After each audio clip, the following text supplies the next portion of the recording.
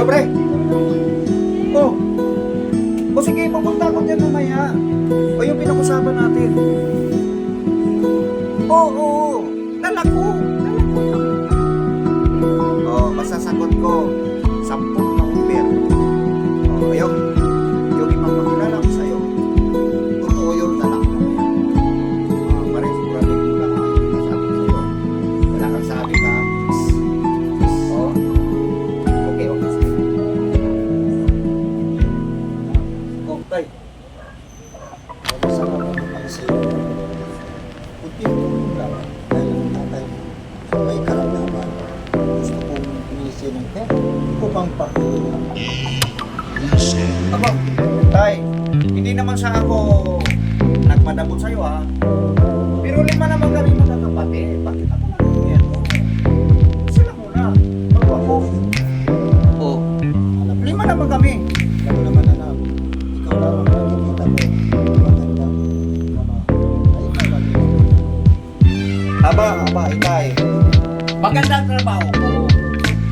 Pero pinagsisikapan ko yun para magkaroon ako ng maraming pera at matustusan ko yung kailangan ng mga. Tay, pambira ka naman kuya. Hindi na nga si tatay nagiging ng pera sa'yo. Oh, Kaya di ba? Bago mo naman. alam mo, ikaw, namamahay mo to kung tutusin. Punta lang ako dito. Dito ako inabutan ni tatay. Dapat ka nagbigay ka rin. Oo nga kuya, eh dito nga nakatira si tatay. Sa akin may nakatira, kami nag-asikaso. Magbigay ka naman kahit paano. Hindi yung kami lang lagi. Nagbigay naman ako dyan eh. Nung unang nagkasakit yan. Eh ngayon, kayo naman. Kuya, araw-araw namin kasama si tatay dito sa bahay. Natural kami mag-asikaso, magpakain. Minsan ka lang nga nagbigay niyan pag magsakit. Alam mo kuya, nung panahong kalakasan kami tatay, hindi nga nagreklamo nung pinaaral ka kahit anong kurso kinuha mo eh.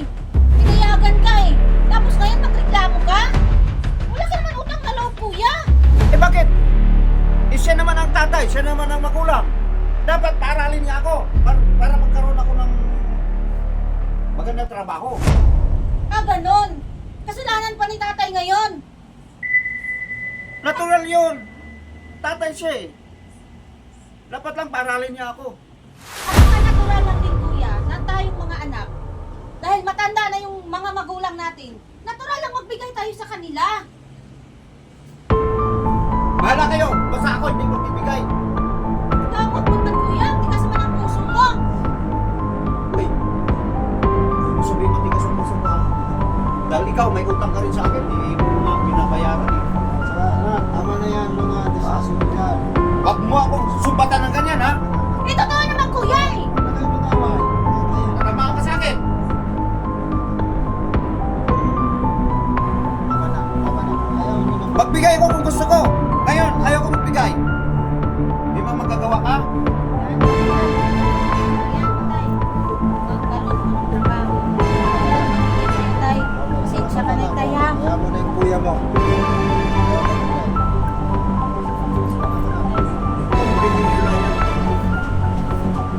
Pipilitin akong ayaw ko magbigay. Marami namang kapatid. Ba't ako lagi ang magbigay?